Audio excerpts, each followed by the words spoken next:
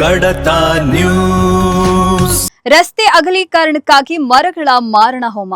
ಮರಗಳನ್ನ ಕಡಿದು ರಸ್ತೆ ಮಧ್ಯೆಯೇ ಬೇಕಾಬಿಟ್ಟಿ ಬಿಟ್ಟ ಗುತ್ತಿಗೆದಾರ. ಬೆಂಗಳೂರು ಗ್ರಾಮಾಂತರ ಜಿಲ್ಲೆಯ ದೇವನಹಳ್ಳಿ ತಾಲೂಕಿನ ವಿಜಯಪುರ ಪಟ್ಟಣದಲ್ಲಿ ರಸ್ತೆ ಅಗಲೀಕರಣ ಕಾಮಗಾರಿ ಇದೀಗ ಸಾರ್ವಜನಿಕರ ಆಕ್ರೋಶಕ್ಕೆ ಕಾರಣವಾಗಿದೆ. ಪಟ್ಟಣದ ಶಿವಗಣೇಶ ಸರ್ಕಲ್ನಿಂದ ಕೆರೆಕೋಡಿವರೆಗೂ ರಸ್ತೆ ಅಗಲೀಕರಣ ಕಾಮಗಾರಿ ನಡೀತಾ ಇದ್ದು, ರಸ್ತೆ ಬದಿಯಲ್ಲಿದ್ದ ಮರಗಳನ್ನು ಕಡಿದು ರಸ್ತೆ ಮಧ್ಯದಲ್ಲೇ ಬೇಕಾಬಿಟ್ಟಿಯಾಗಿ ಬಿಟ್ಟು ಹೋಗಿರುವುದಾಗಿ ಸ್ಥಳೀಯರು ಆರೋಪಿಸಿದ್ದಾರೆ.